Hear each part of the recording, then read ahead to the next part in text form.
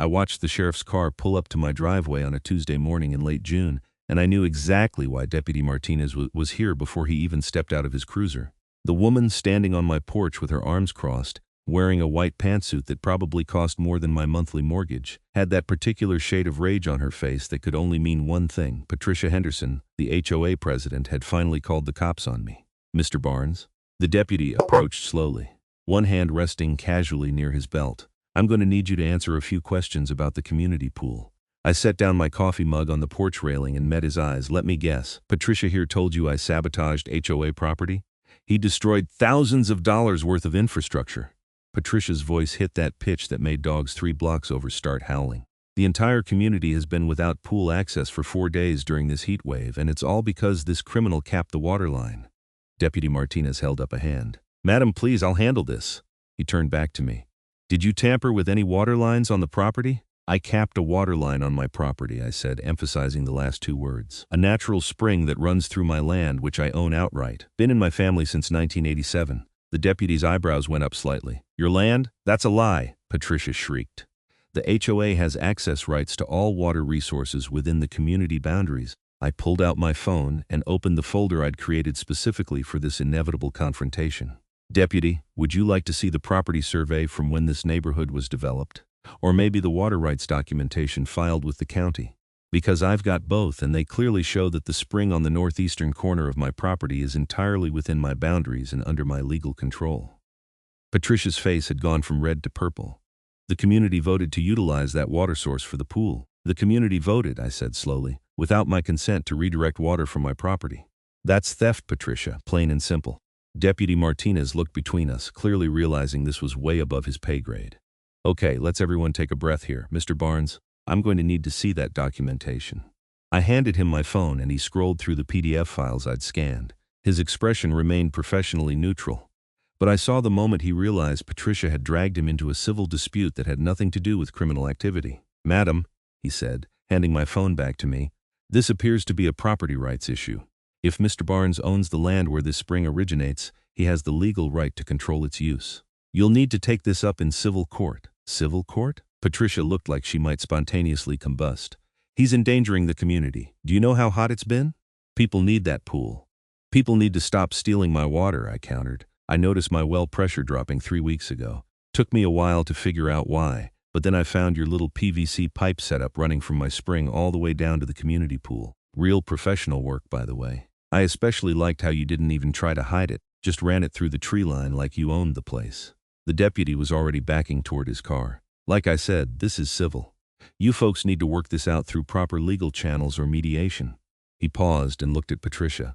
And madam, if Mr. Barnes is correct about the water source being on his property, the HOA may have committed trespass and theft of resources. You might want to consult with your association's lawyer before this goes any further. Patricia's mouth opened and closed like a fish. She'd clearly expected the deputy to haul me away in handcuffs, and now she was the one being warned about legal liability. After Deputy Martinez drove away, Patricia turned to face me with pure venom in her eyes.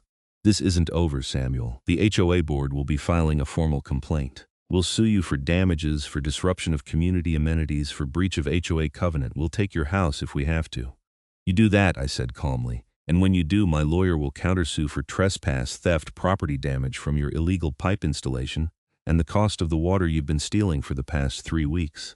We can let a judge sort out who owes who. She stormed off to her white Mercedes, heels clicking on my concrete driveway like angry gunfire. I watched her peel out onto the street, probably going 15 miles over the speed limit, and allowed myself a small smile. This was far from over, but at least I'd survived round 1.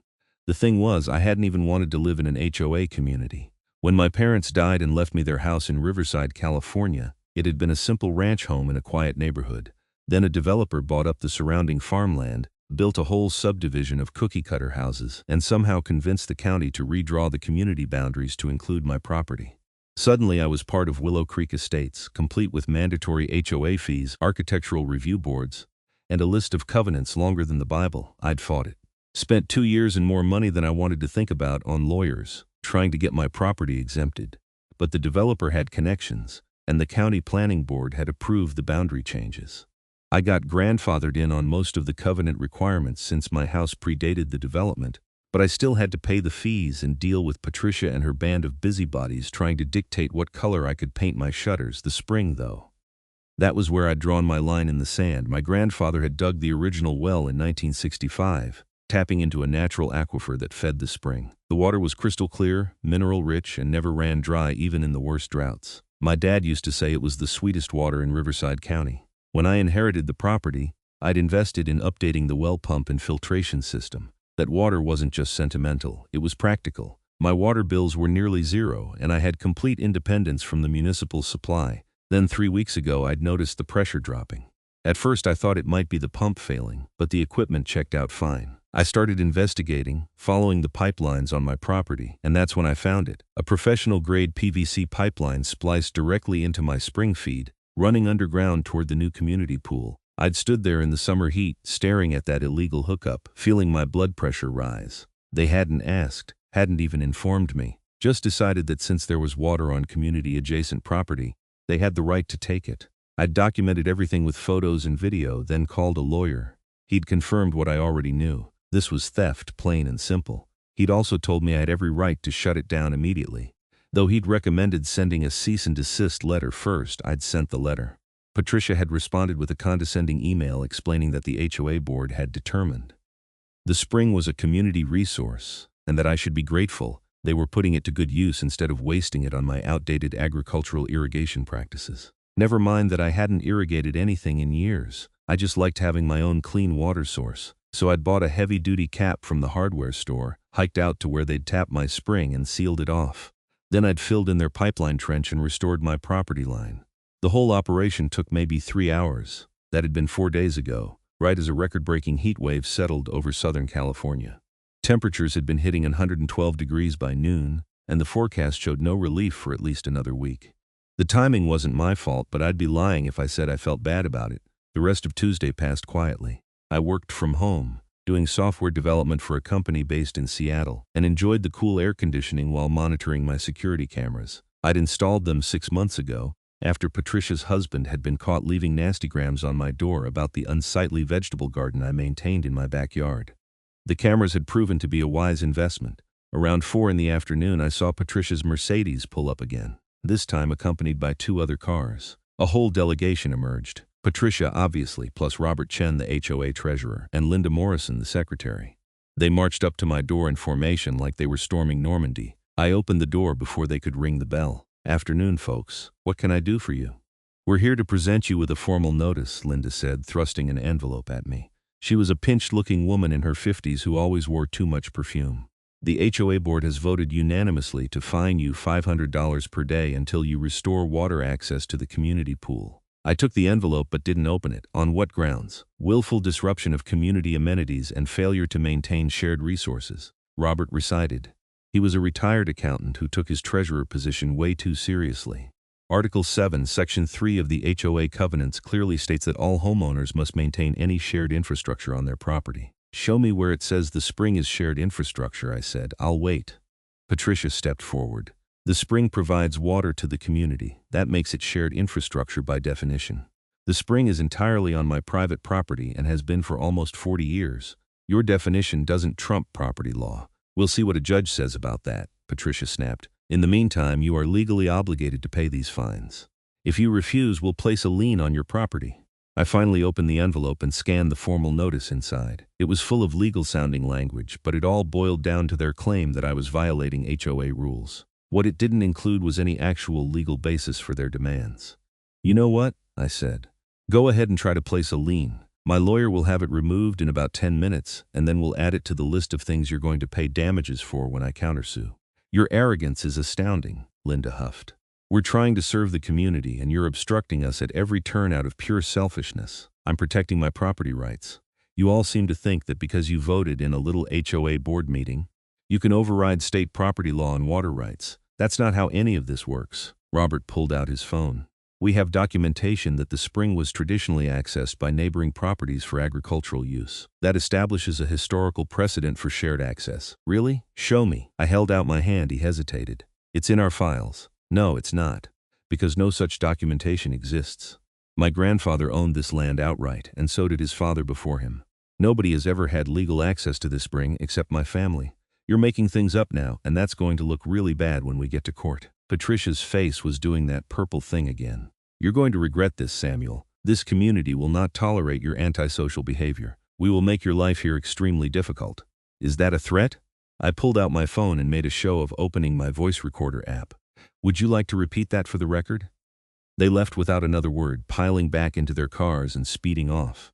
I saved the recording and forwarded it to my lawyer with a brief explanation. He responded within an hour. Keep documenting everything. They're panicking, which means they know they're in the wrong. Wednesday brought more heat and more drama. The community Facebook group, which I normally avoided like the plague, had exploded with posts about the pool being closed. People were angry, and Patricia had been working overtime to direct that anger at me. Samuel Barnes has stolen our pool water, one post read. His selfish actions are endangering our children and elderly residents during a dangerous heat wave. The HOA is exploring all legal options, but in the meantime we must stand together as a community. The comments were predictably vitriolic. People I'd never even met were calling me names, demanding I be forced out of the neighborhood, suggesting increasingly creative forms of harassment. A few voices tried to point out that if the water came from my property, I probably had the right to control it, but they were quickly shouted down. I took screenshots of everything, especially the posts that crossed the line into threats. My lawyer had explained that I was building a case not just for the water theft, but potentially for harassment and hostile environment. The more evidence I had, the better. The real entertainment came Wednesday evening when someone threw eggs at my house. My security cameras caught the whole thing. 3 teenagers from the neighborhood, clearly put up to it by their parents, lobbing eggs at my front door and windows around 9 p.m. I recognized one of them as Patricia's nephew, which was almost too perfect. I called the sheriff's department and filed a report. Deputy Martinez showed up again, looking even less thrilled than he had on Tuesday. "Let me see the footage," he sighed. I showed him the crystal-clear video of the egg attack, including the part where Patricia's nephew looked directly at the camera and flipped it off. "Yeah, that's vandalism," Martinez said. "You want to press charges?" "Absolutely," he nodded slowly. "Fair enough. I'll go have a talk with these kids and their parents. For what it's worth, Mr. Barnes, I looked into your situation after I left here yesterday. You're in the right about the water. The HOA is way out of line. Try telling them that. I have a feeling they're going to learn it the hard way." He closed his notepad. "Just keep documenting everything and stay safe. Neighborhood disputes like this can escalate fast, especially when people get hot and angry." Thursday was when things got really interesting. I was on a video call with my team in Seattle when I heard a truck pull up outside. Through my window, I could see a commercial plumbing company van parking on the street. 2 guys got out, consulted a clipboard, and started walking toward the tree line where my spring was located. I excused myself from the call and went outside. "Can I help you, gentlemen?" The older of the 2 plumbers, a weathered guy in his 50s, looked up. "We're here to repair a water line." "HOA contract work. What water line?" He checked his clipboard. "Says here there's a damaged pipe connection at a spring on this property. We're supposed to restore flow to the community pool." "Did the HOA mention that the spring is on private property and they don't have permission to access it?" The plumber's face fell. "Aw, hell. No, they definitely didn't mention that." "Yeah, I figured.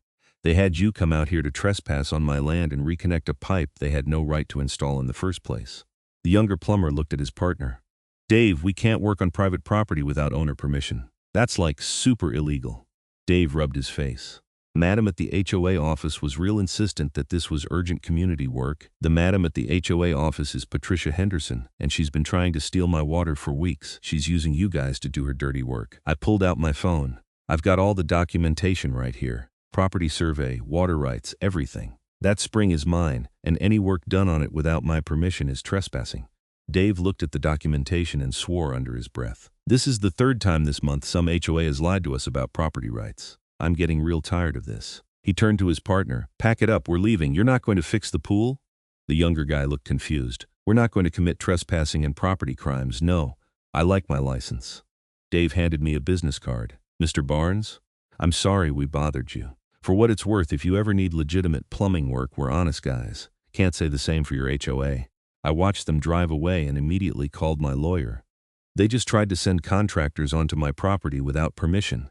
"Did you get names and documentation?" he asked. "Got the company name and photos of their truck." The plumbers were actually decent guys and left when I explained the situation. "Good.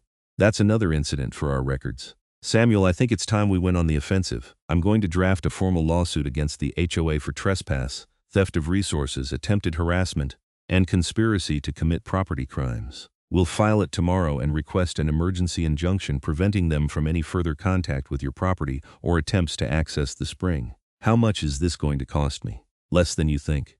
The HOA's insurance is going to settle this fast once they realize how much liability the board has created.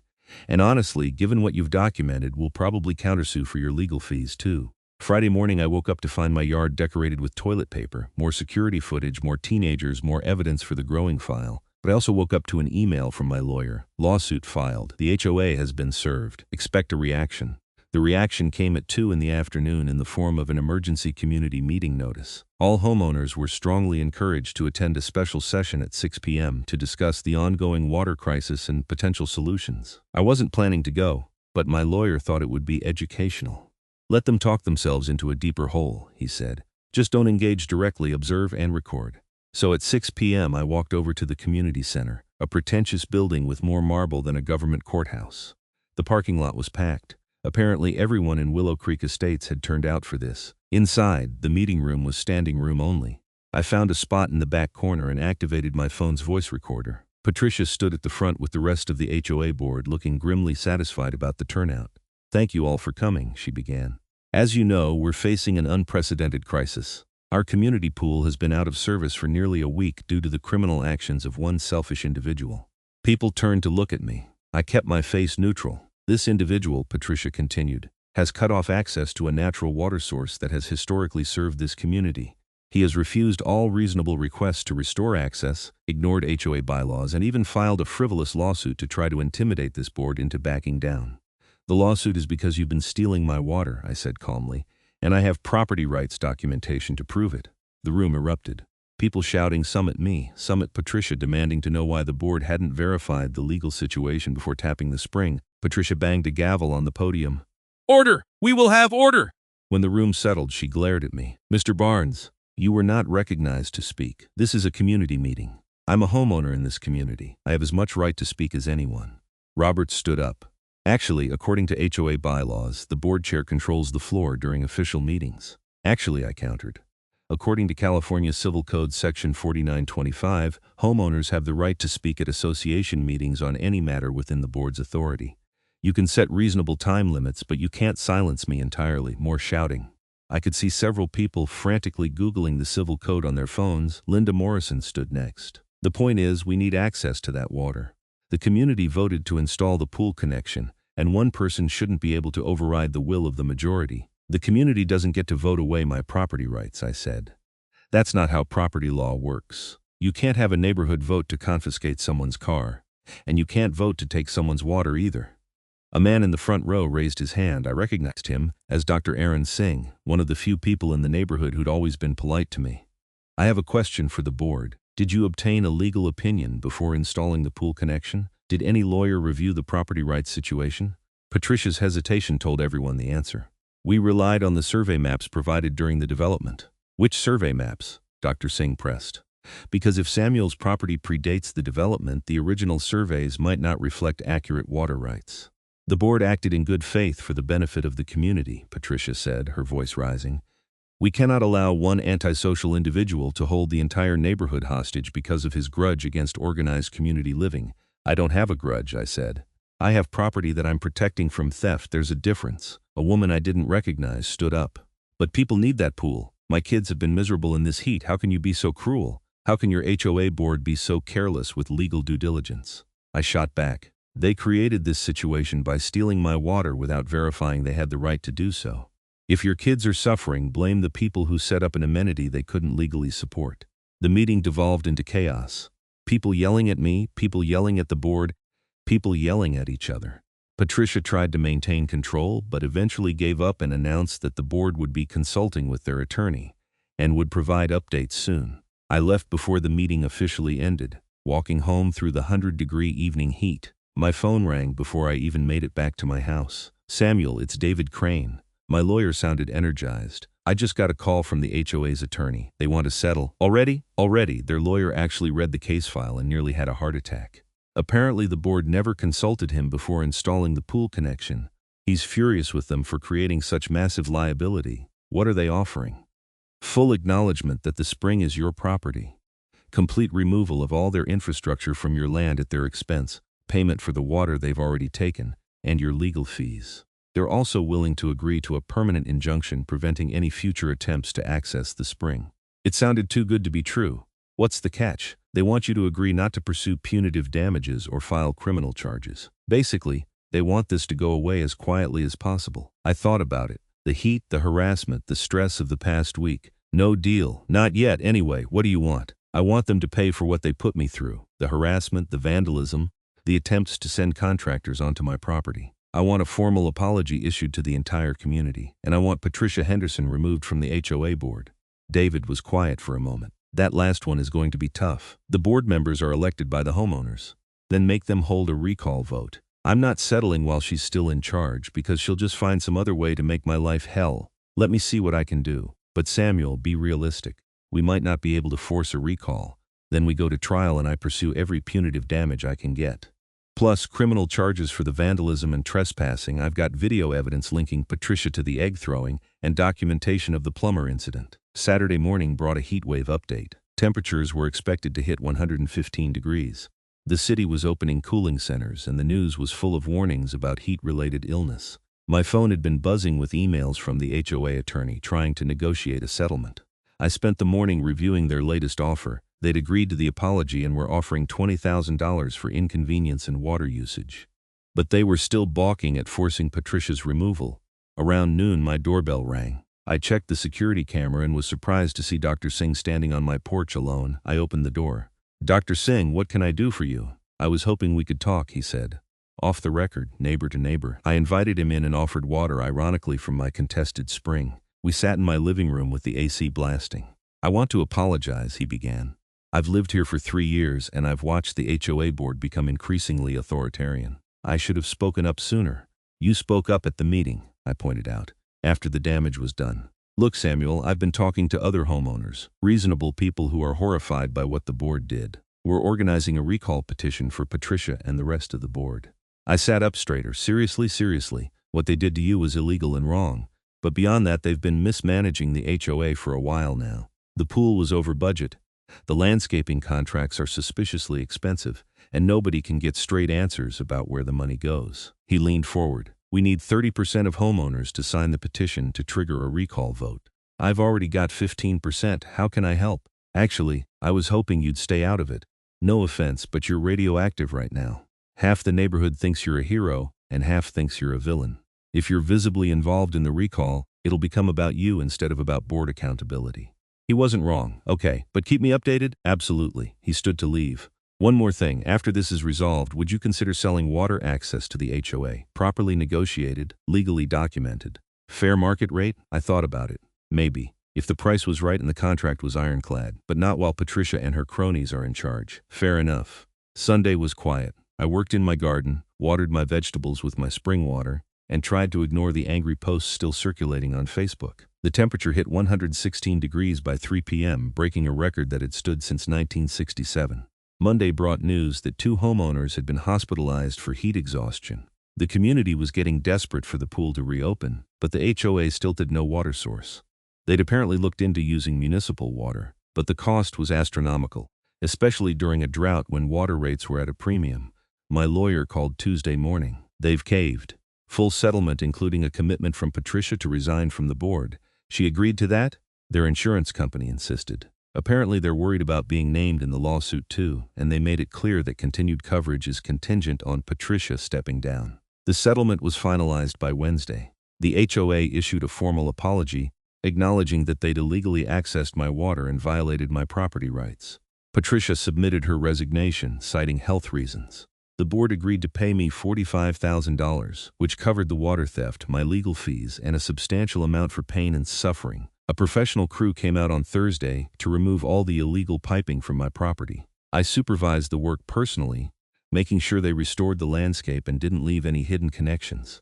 Friday afternoon, I got a call from Dr. Singh. The recall petition succeeded. We're holding a special election for new board members next month. Would you consider running? Absolutely not, I said. But I'll vote for whoever you recommend, he laughed. Fair enough. By the way, the new board has authorized me to approach you formally about water access. Would you be willing to negotiate a lease? Send me a proposal, I said. But we're talking market rate, professional installation, and a contract that explicitly acknowledges my ownership and right to terminate with notice. Wouldn't have it any other way. The proposal arrived the following Tuesday. It was fair, professionally drafted, and completely transparent. They offered to pay me $3,000 per month for pool season, May through September, for the right to draw a specified amount of water from my spring. The contract included provisions for metering, maintenance, and a clause that allowed me to suspend access if my well levels dropped below a certain threshold. I had my lawyer review it, and we negotiated a few minor points. The final contract was signed in August, after the new HOA board was elected. Dr. Singh became the new president, along with a treasurer and secretary who actually seemed to understand their legal obligations. The pool reopened in September, just as the heat wave finally broke. By then, temperatures had dropped to a reasonable 90 degrees, and people were just grateful to have the amenity back. I attended my first voluntary HOA meeting in October. The new board was presenting financial reports, discussing reasonable neighborhood improvements, and actually listening to homeowner input. It was a revelation. After the meeting, Dr. Singh pulled me aside. "You know, in a weird way, your situation might have been the best thing that happened to this community. It forced people to pay attention to what the board was doing." "Glad my water theft could be so educational," I said dryly. "I'm serious. We've already uncovered some questionable expenses from Patricia's tenure. Nothing criminal, but definitely wasteful. The new treasurer is implementing proper oversight procedures."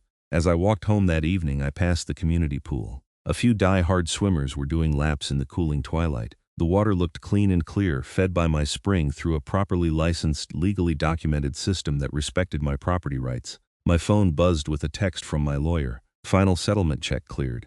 Congratulations on standing your ground." I smiled and pocketed the phone. The whole ordeal had been exhausting, frustrating, and occasionally infuriating. But in the end, property rights had prevailed over HOA overreach, and an entire community had learned a valuable lesson about the importance of legal due diligence. The November elections brought more changes to Willow Creek Estates. Several homeowners who'd been inspired by the HOA reform started running for positions on various community committees. There was a new energy in the neighborhood, a sense that people were actually paying attention now. I was in my garage working on a woodworking project when I heard a car pull up. Through the open garage door, I saw a white Mercedes that made my stomach clench. But it wasn't Patricia who got out. It was a man in his 60s wearing golf clothes. "Mr. Barnes? I'm Richard Henderson, Patricia's husband." I set down my sander and walked to the driveway, wary. "What can I do for you, Mr. Henderson?" He looked uncomfortable, shifting his weight from foot to foot. "I wanted to apologize for my wife, for my nephew throwing eggs at your house, for all of it. This was unexpected." "Go on." Patricia gets focused. When she's in charge of something, she becomes convinced that she knows best and everyone else is wrong.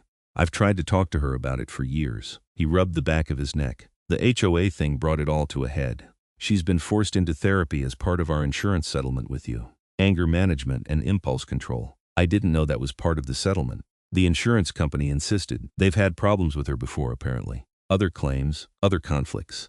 He met my eyes. "I know this doesn't fix anything, but I wanted you to know that she's getting help, and I'm personally sorry for what you went through." I studied him for a moment. He seemed genuine and tired. "I appreciate you coming by. That took courage." He nodded and turned to leave, then paused. "For what it's worth, you were right. About all of it. Property rights matter, and the board had no business taking your water without permission. I just wish Patricia had realized that before things got so out of hand." After he left, I called my lawyer and told him about the conversation. "Interesting," David said. "The insurance company must have really come down hard on them. Mandatory therapy isn't standard in settlement agreements. Should I be worried?" "No, I think it's actually a good sign. It means everyone involved is taking this seriously and trying to prevent future problems." December brought the holidays and a surprisingly pleasant atmosphere in the neighborhood. The new HOA board organized a community dinner, and I actually attended. People who'd been angry at me in June were now approaching to apologize or just make small talk. It was like the whole neighborhood had exhaled a collective breath. Dr. Singh cornered me near the dessert table. "I've been reviewing the water usage data from your spring. We're only using about 60% of what we contracted for. Would you be interested in supplying water to the community garden too?"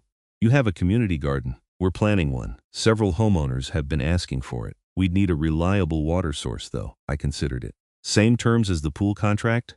Metered usage, market rate, proper legal documentation?" "Of course." "Then sure, let's talk about it."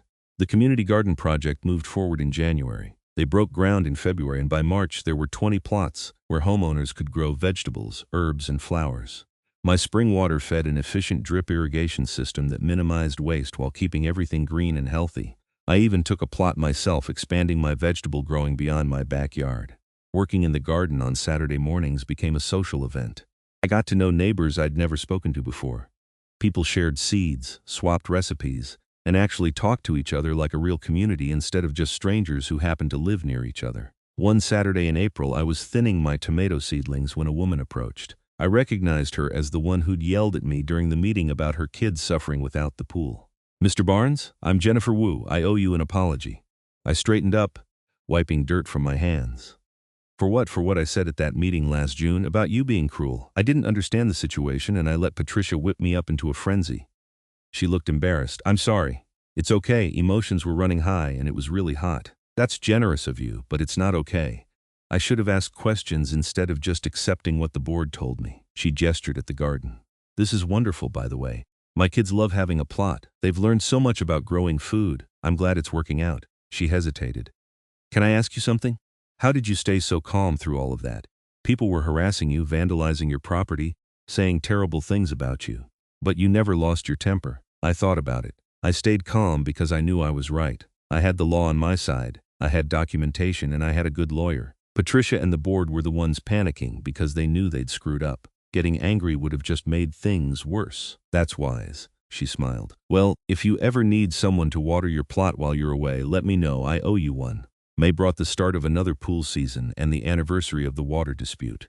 The new board held a community meeting to discuss the upcoming summer, and the difference from the previous year was stark. Everything was transparent: budgets, contracts, maintenance schedules. Homeowners could ask questions and actually get answers. During the open forum section, an older man named Frank raised his hand. "I've been a homeowner here for 5 years, and I just want to say that this past year has been the best experience I've had with the HOA. The new board is doing an excellent job, and I think we owe Samuel Barnes a debt of gratitude for forcing us to confront the problems with the old leadership." There was applause, actual applause. Dr. Singh caught my eye and grinned. After the meeting, a reporter from the Riverside Press Enterprise approached me. "Mr. Barnes, I'm doing a story about HOA reform in California. Would you be willing to be interviewed about your experience?" I hesitated. "I'm not looking for publicity, I understand. But your case is a perfect example of what can happen when HOA boards overstep their authority and how communities can recover from that. It might help other homeowners who are facing similar situations." I thought about all the people who'd apologized to me over the past year. About Jennifer Wu's kids learning to garden. About Dr. Singh and the new board working to make Willow Creek Estates a real community instead of a collection of rules and fees. "Okay," I said, "but I want to focus on the positive changes that came from this, not just the conflict." The article ran in June, almost exactly a year after I'd capped the spring. It was fair and balanced, covering both the illegal actions of the old board and the reforms implemented by the new one. It quoted Dr. Singh extensively about the importance of legal compliance and financial transparency in HOA governance. The article also mentioned Patricia, though not by name. It noted that the former board president had resigned after the water dispute and was receiving professional help for anger management issues. I appreciated that the reporter had been tactful about that part. A few days after the article ran, I received a letter in the mail. The return address was from a law firm in Los Angeles, and for a moment I worried that Patricia was suing me, or something equally ridiculous. But when I opened it, I found something completely different. It was from a property rights advocacy group. They wanted to use my case as an example in their educational materials about HOA overreach and property law. They offered a small honorarium for permission to reference my story and asked if I'd be willing to speak at a conference about HOA reform. I called my lawyer to discuss it. "What do you think? Is this a good idea?" David laughed. "Samuel, you've become the poster child for standing up to HOA abuse. You might as well embrace it. And honestly, your story could help a lot of people who are being pushed around by their associations." So I agreed. I spoke at the conference in September, telling the story of the spring water dispute to an audience of lawyers, homeowners, and policy advocates. It was surreal standing on a stage talking about something that had started as a simple property rights issue and turned into a community transformation. After my presentation, several people approached me with their own HOA horror stories. A man in Sacramento whose association had tried to fine him for installing solar panels. A woman in San Diego whose board had attempted to foreclose on her house over a paint color dispute. A couple in Fresno dealing with embezzlement by their HOA treasurer. I listened to all of them and offered what advice I could. Mostly it was the same. Document everything, know your rights, get a good lawyer, and don't back down when you're in the right. By October, life in Willow Creek Estates had settled into a comfortable rhythm. The pool closed for the season, the community garden was producing a final crop of autumn vegetables, and the HOA board was planning next year's budget with input from homeowners. I was sitting on my porch one evening, enjoying the cooler weather and drinking water from my spring, when Dr. Singh walked over. "Got a minute?" he asked. "Sure, have a seat." He settled into the other porch chair with a sigh. "I wanted to give you a heads up. We've been approached by 2 other HOAs in the area asking for advice on governance reform. Apparently word has spread about what we did here. That's good, isn't it? It's great, but it's also a lot of work, and I wanted to make sure you're okay with us using your situation as an example when we talk to these other communities." I shrugged. "If it helps people, go ahead. Just keep my address private. I don't need strangers showing up on my doorstep." "Of course." He was quiet for a moment. "You know, when I bought my house here, I thought HOAs were a good idea. Protecting property values, maintaining standards, that kind of thing. But I learned that without proper oversight and respect for the law, they can become little tyrannies. That's what happens when you give people power without accountability," I said. Patricia thought being HOA president meant she could do whatever she wanted. She forgot that she was supposed to be serving the community, not ruling it. "The new board won't forget that lesson. We've implemented term limits, mandatory legal review for any major decisions, and quarterly financial audits. It should prevent another situation like yours." "Should?" He smiled. "Nothing's perfect, but we're trying, and that's more than the old board ever did." November brought an unexpected development. I received a handwritten letter, forwarded through my lawyer's office. The return address was Patricia Henderson's. I almost threw it away without reading it, but curiosity won out. I opened it carefully, half expecting some kind of legal threat or ranting diatribe. Instead, I found a genuine apology. "Dear Mr. Barnes," it began, "I am writing to apologize for my actions during the water dispute and the events that followed. I have spent the past year in therapy, working through issues of control and anger that I did not fully recognize in myself. My therapist has helped me understand that my behavior toward you was not just wrong, but abusive. I used my position on the HOA board to try to bully you into compliance, and when that didn't work, I escalated to harassment and vandalism by proxy. There is no excuse for any of it. I violated your property rights, your privacy, and your peace of mind. I caused harm to you and to the entire community. I am deeply sorry. I don't expect forgiveness, and I am not asking for anything from you. I simply wanted you to know that I recognize the harm I caused and take full responsibility for it. I hope you are well and that the new HOA board is serving the community properly. Sincerely, Patricia Henderson." I read it 3 times, looking for sarcasm or hidden meanings, but it seemed sincere. I showed it to my lawyer the next day. "What do you think?" I asked. "Is this legit or some kind of setup?" David read it carefully. "I think it's legit. Her therapist probably had her write this as part of her treatment. Making amends, acknowledging harm, that's standard in anger management therapy. Should I respond? That's up to you. You're under no obligation to forgive her or have any contact with her." I thought about it for a week. Finally, I wrote a brief reply thanking her for the apology and wishing her well with her continued therapy. I didn't offer forgiveness because I wasn't sure I was ready for that, but I also didn't see any point in holding on to anger. December brought the second community holiday dinner under the new board. The turnout was even better than the previous year, and the atmosphere was genuinely festive. People brought dishes to share, kids ran around playing games, and there was a general sense of goodwill that had been completely absent during Patricia's tenure. I found myself talking to Richard Henderson again. He'd been coming to community events, trying to rebuild his reputation after his wife's disgrace. "Thank you for responding to Patricia's letter," he said quietly. "It meant a lot to her. She's making real progress in therapy. I'm glad. I never wanted to destroy her life. I just wanted to protect my property." "I know, and you had every right to do what you did." He paused. "She's thinking about selling the house and moving. Fresh start somewhere else. She's embarrassed about what happened, and she thinks it would be easier for everyone if she left." I wasn't sure how to respond to that. "That's her decision to make. I know, I just wanted you to know in case you see a for sale sign go up." The sign appeared in January. A realtor showed the house to several potential buyers, and by March it sold to a young couple with 2 small children. They introduced themselves to the neighborhood at a community meeting, cheerful and enthusiastic about being part of Willow Creek Estates. I helped them carry in boxes on moving day.